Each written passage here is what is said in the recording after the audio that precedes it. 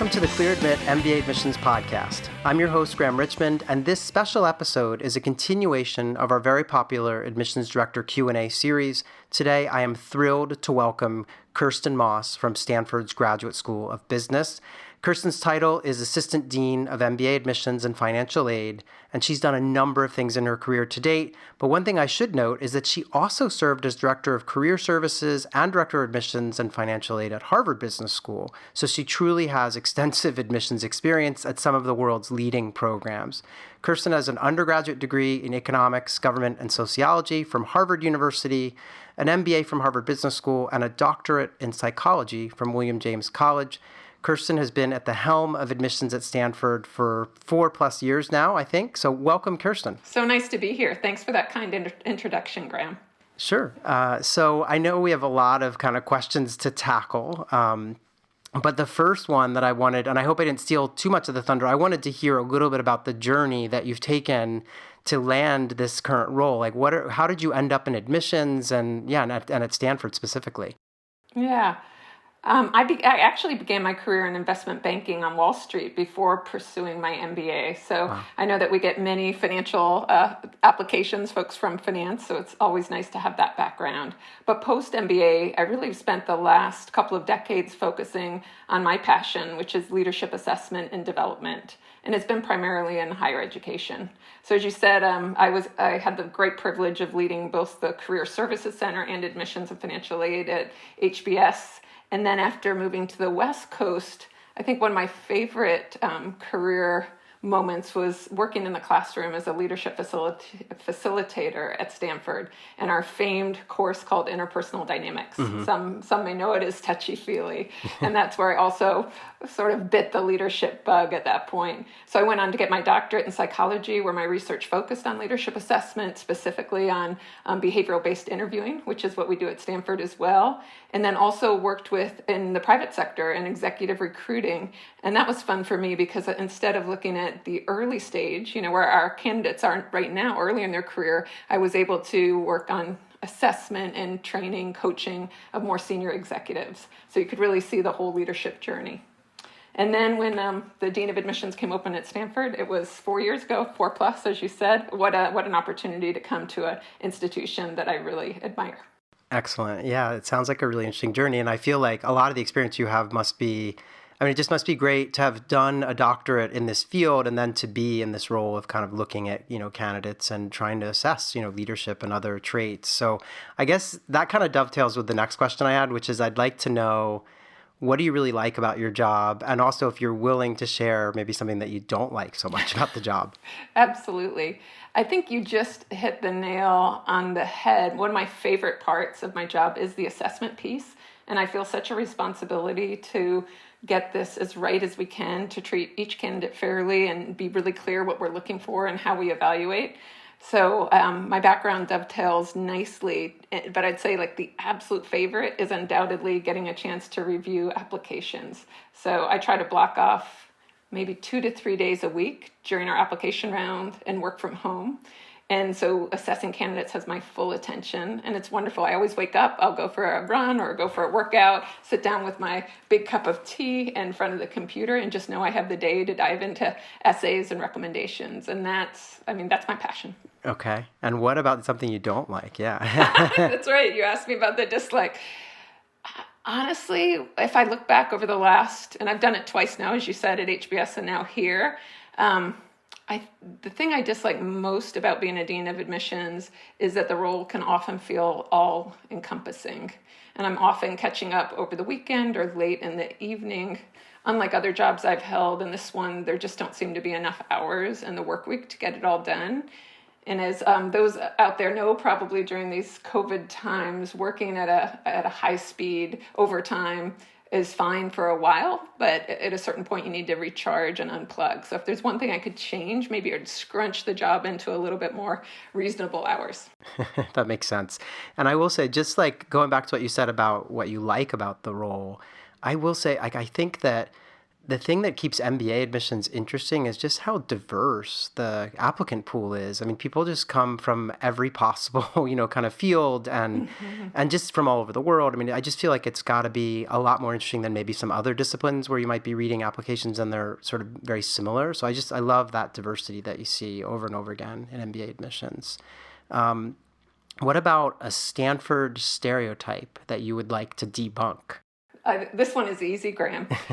We are the stereotype I hear most often from our prospects is that we are only a school for technologists or entrepreneurs. Wow. And nothing could be farther from the truth. And I understand that we're in Silicon Valley. We have a reputation for both of those. But I believe we're really a school for any applicant who aspires to make a positive impact in the world. Bar none. So just as you said, that diversity, no matter what industry, what type of organization, if you're someone who wants to get the skills and the expertise to make a difference. And when I say make a difference, I don't just mean social impact. I mean in any, it could be in finance, it could be in consulting, it could be in media.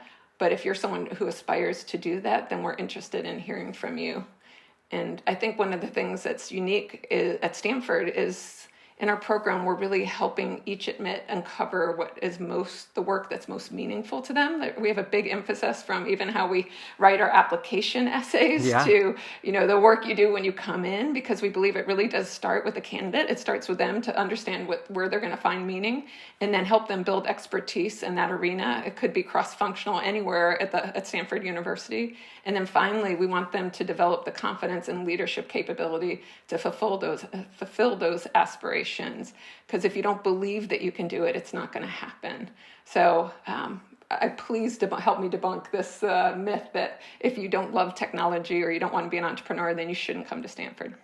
Okay, yeah, that makes a lot of sense. I feel like every school has this, there's sort of these different stereotypes out there, and they're often just so far from the truth. So I'm really glad that you're tackling that one. What's one new thing that's happening or maybe is forthcoming on campus that you wish more people knew about? Yeah, one thing that the admissions team and me in particular are really excited about is we just launched something called the BOLD Fellows Program in this last year. And BOLD stands for Building Opportunities for Leadership Diversity. So last year in the class of 2022, we published this for the first time, this data. Close to 10% of our students were first generation to attend college. And many of those students continue to support their families financially. And we know how much business school costs. So we've developed this in addition to our need-based financial aid, another fellowship.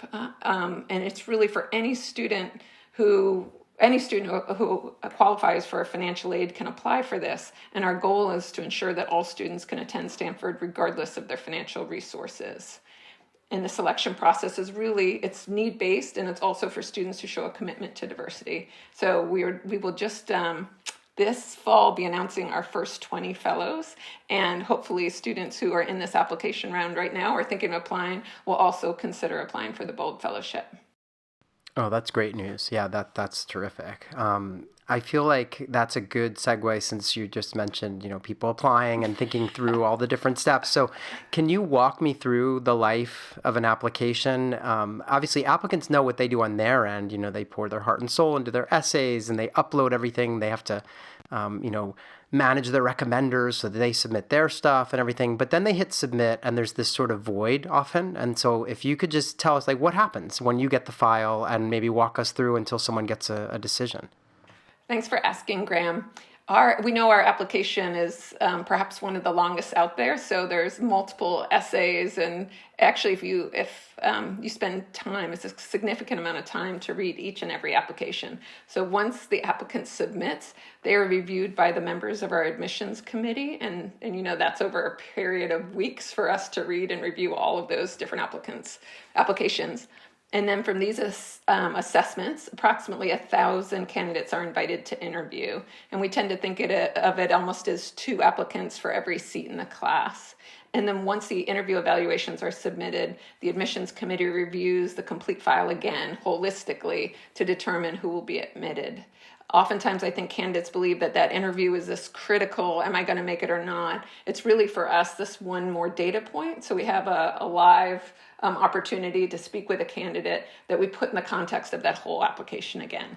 Yeah, and I'm glad you're underlining that because I think that is one of the questions that people always have is like, oh, once I get the interview, are they going to care about my test scores or my academic profile, or is it just it's all based on the interview? And it sounds like no, you're going back and looking at everything again to make a holistic assessment, which is that's good to know. Yeah, absolutely. You don't want the nerves to be so high on the interview that you don't perform as well as you could. Right. Awesome. So if you mentioned that you tend to interview about 1,000 individuals, so do you have a sense of like what percentage of the applicant pool is getting an interview? Because it sounds like once they get an interview, you've got a 1 and 2, like you're talking about how there's sort of 2 interviews for each one space. But what about on the front end? Yeah, so it's usually about, and every year there's a different number of applications, but it's about 10% or a little bit more than 10% of our applicants. Okay, that makes sense. So go ahead, sorry. I was going to say we usually have, 7,000 plus, so 10 to 15%, I'd say. Got it. Okay.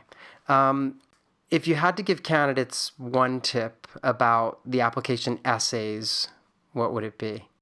So Graham, I think I'd like to answer that question a little more holistically, if that's okay. Sure. And give you perhaps one tip about how to put their best foot forward in the application process. Writing the essays is important. I know we can talk more about that, but if I were giving advice if you're an applicant out there who's thinking about applying or actually starting that process right now, what would I say? Really, my tip would be to make sure that you cover both who you are and what you've done. And the goal of our application at Stanford is really to give the applicant plenty of real estate to share their whole story, to share both of those things. So we're as interested in your achievements as we are in the context in which they've happened. Mm-hmm. So if I were starting the application, I would want to think about 2 or 3 stories that I'm most proud of. So for an applicant, make sure that when you're thinking about these stories, you're not thinking about what Kirsten Moss or the admissions committee thinks are most important. It's really what are most meaningful to you. Maybe you came up with a new idea that helped your team be more efficient, or maybe you mentored a colleague who was struggling, or even maybe one of the stories you're most proud of is you're first to graduate college in your family and you had to hold multiple jobs while you're studying to pay for your education. So it's really what are you most proud of? Because where you put your efforts, that's going to generate meaning, and that's what we want to know about. So we have a short answer question in our application essentially that says this: tell us about an impact you've made that's meaningful. And that's where you can share some of these stories. And I just want to make sure as my tip that this is the part of the application where we do want to know your achievements, but they're in your context. It's not an achievement. It's not being the president of your class necessarily, or, being an Olympic medalist. It's really about what you have worked towards and what you care about. Got it. Yeah. And I feel like, given the nature of I think it's your first essay, which we're going to talk about in a second, the what matters most to you and why. I feel like taking that sort of personal inventory is a really good idea. Like thinking about before you sort of dive in, like thinking about, as you say, the stories that you have and the context and all the, all aspects of it, so that you just have a lot at your disposal to kind of tap into as you begin the application process. Yeah. But maybe you can talk us through, I know that, the essay question, what matters most to you and why, has been a mainstay of the admissions process at Stanford for many years. And so I would just love to know, like, what do you like about this question and how do you find it to be helpful in the assessment process? Great question, Graham. And it dovetails with my prior answer, because we do want to know what your achievements are that you're proud of, but we also want to know about who you are. So we ask this essay is really about the essence of who you are, perhaps the values or motivations that have shaped who you've become. It's not an easy one to write by any means, but we believe it's a critical exercise, even if you decide not to come to Stanford, but just for you as a leader to know what you care about and what you stand for. Given my research and doing my doctorate, there's lots out there that talk about how your deepest values and motivation are the wind in your sails as a leader to give you that energy to actually to actually have the impact that you're interested in. It's what gets you up in the morning. So we do really want to know what you've achieved so far. We look at your past behavior to predict your future behavior. But in addition, this essay is really about tell us who you are as a person. So what's going to motivate you going forward? Mm-hmm. And there's no right or wrong answer here. We don't grade this like this is a good motivation, this is not. It's truly helping to get us to know about you as a person.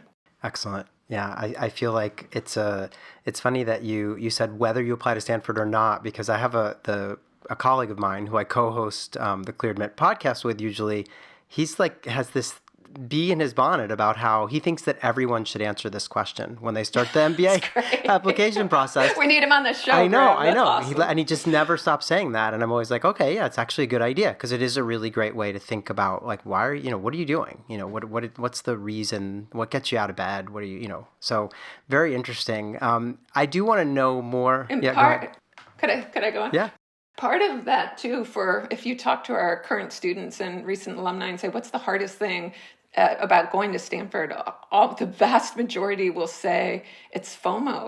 There's so much going on, and how do you choose, and how do you know which speaker to attend, or which event, or which professor to go to lunch with, because there are just so many arenas happening, really flying at you at one point. So we really believe that this essay is the very beginning of your success in coming to Stanford, because it's helping you get in touch with what am I going to care about, how do I spend my time, how to make those choices. And I'll say one other thing too, Graham, is even though this one is hard to write, I think the best advice I could give is to spend time on the reflecting. Maybe it's 80-20, reflecting versus writing. Perhaps one of the things that I did in crafting my own version of this essay, because I thought it was important for me to, if our candidates have to do it, then I need to do it too. Yeah. But to think about pivotal moments in your life. Like there's certain iconic moments that we go back to and understand why they were important. Or maybe what are the choices that you've made, whether it's in your extracurriculars or what you chose to study or even where you chose to work, and ask yourself why you made these choices, because they'll lead you down a path of understanding these underlying interests or values that you've gotten that have motivated you in the past. So how can you bring those to life for us? That's really interesting. Like, I think that's a really great, almost like a bit of a roadmap for someone to use as they embark on this prompt, because it is a kind of a daunting question, but I feel like the way you just described it makes it sound a lot easier to kind of think through. So that's terrific. I do want to shift gears and talk about the interview process. So like, I know that, I believe alumni conduct most of the interviews, but maybe you can tell us a little bit about that. But also, I just wanted to know, like, what should one do? Like, if they get an interview invitation, what do you recommend they do to sort of prepare for that interview? Well, if they get one, get excited, because that's fantastic news, as we just talked about. It's a really good sign. Yep. Interviews at Stanford are structured and they're behavior-based, and I'll explain that a little bit. They are conducted primarily by our alumni who are across the globe. During COVID, obviously, they were Zoom. And going forward will likely be a choice of Zoom or in person.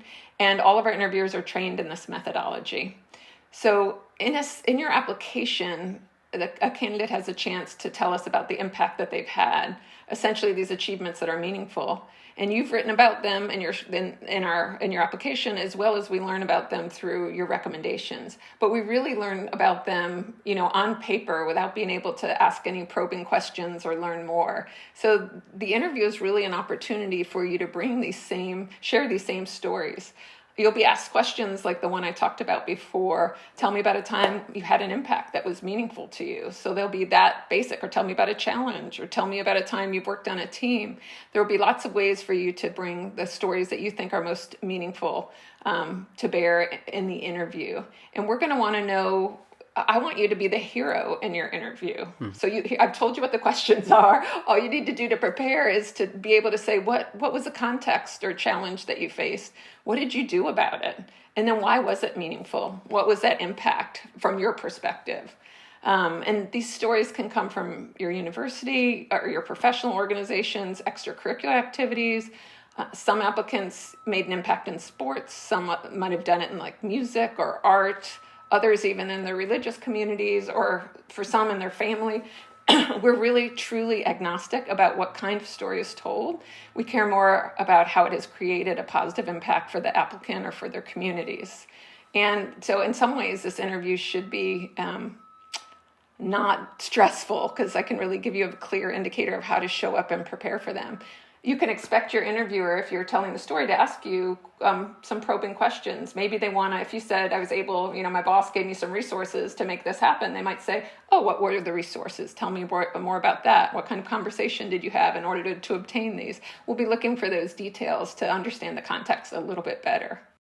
If you're willing to share, does the person that's interviewing you, whether it's an alum or whoever it might be, have they read the file, or is this a chance for you to kind of start from scratch and tell these stories, or how much do they know about you? Great question. The alumni have only seen your resume, so these stories will be brand new for them as you're telling them. Got it. Okay. That makes sense. And you were going to say something else about the interview, and I kind of cut you off before. Yeah. Oh, no, not at all.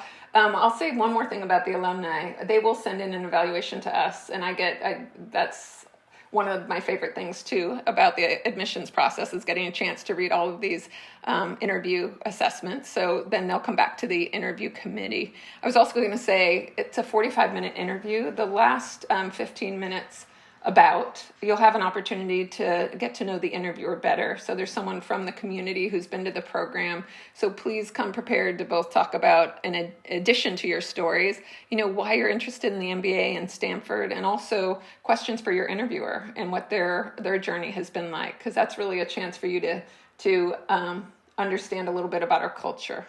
But I'd say that's the best advice I can give you on how to be well prepared for your 45 minutes.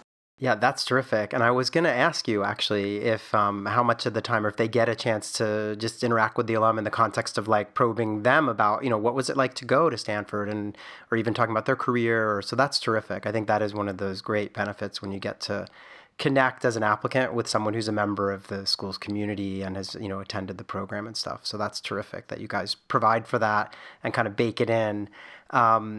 I want to shift gears again and ask about deferred enrollment, because this is something that's been coming up more and more. We see more and more, younger folks on our website. And so there are questions about deferred enrollment, and sort of often the question is, who should be applying deferred as a college senior versus just following the more traditional path to an MBA at Stanford? Great question. And I think I've seen some other schools may have a profile or the type of applicant they're looking for.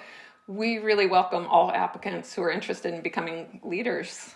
And I think of the MBA as an opportunity to do that, who want to make this positive change in the world. So there's no particular specific profile that we're looking for or seeking beyond that.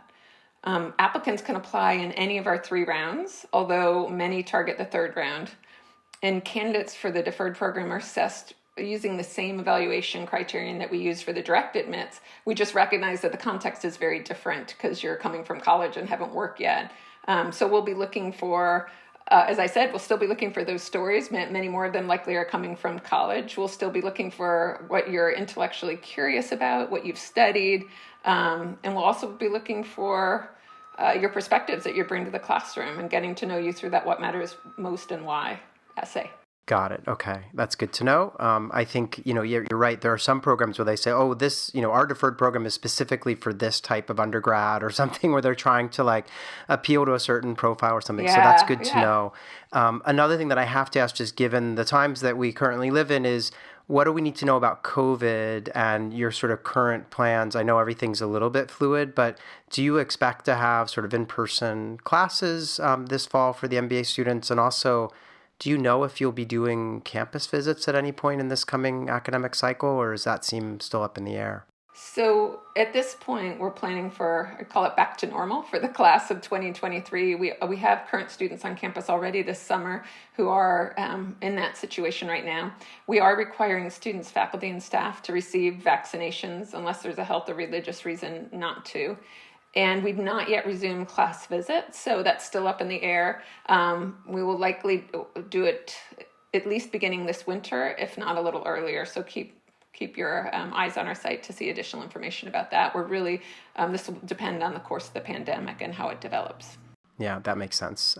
So those were the main kind of admissions questions I had, but we found that our listeners also, they want to get to know the admissions representatives from the different schools. And so we do, at the end of these interviews, we'd like to do something called a lightning round, where we ask you some more fun questions. So if you're willing to play along, I have a handful of kind of silly questions, but we often have a lot of fun with them. So if you're willing, I'm going to just fire away and we'll just go back and forth on these. Awesome.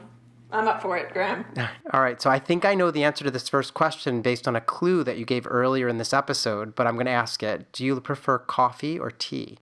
I'd actually say both. And lately I've been leaning towards chai tea. Okay. Got it. All right. Beach or mountain? Beach, for sure. Okay. Are you a morning person or a night owl? Morning is definitely my best focus time. Okay. What's a pet peeve that you have, something that kind of bugs you? I would say being slowed down. So that can be sitting in traffic or waiting in a long line. But I've been doing a lot of yoga lately as well, so I'm trying to embrace a more flexible mindset, though, now and try to feel appreciation for the time I have rather than just annoyance for the time lost. So that's a fine balance. Okay, got it. Makes sense. What's a guilty pleasure that you have? Popcorn. It's one of my favorite things, especially when I'm reading applications. Can be a little over the top. Excellent. What is your favorite virtue in others? I would say humility, and it's actually really in the ethos of Stanford, the GSB. So it's something that I'm surrounded by and really admire. Makes sense. Yeah. What about a happy place that you love to be in? My happy place is, if there's one in the world, it's a place called Hammond Beach, and it's a beautiful cove in Southern California that my family and I spend time in. Excellent. What about a comfort food? Well, we have a family comfort food. I don't know if this would be my favorite, but we have it a lot, so it's becoming my comfort food. A big tradition in our house, because we have 3 kids, is hot dog night. And I think it was started by my husband. It means lots of pickles and slaw and sauerkraut and onions, you name it. But it becomes an entire thing. Wow. It's not easy to make a hot dog in the Moss household. That's excellent. I don't know if you remember, but I live overseas. And so because I want my kids to be at least like a little American, we do something too, like called American Night once a week. Oh, that's awesome. And often we will try to have like hot dogs or hamburgers or, sometimes better American or, healthier American food too, but they love hot dogs. But yeah, well, not quite as elaborate though. I don't think I have as good access to things like pickles and stuff, but yes. It's a whole new level going on here. Excellent. All right. So what has been your proudest moment? Recently, I just celebrated my 25th year anniversary with my husband, and I think that's got to be at least one of my proudest moments. Congratulations. Thank you. What about a biggest regret? I would say not moving to California sooner.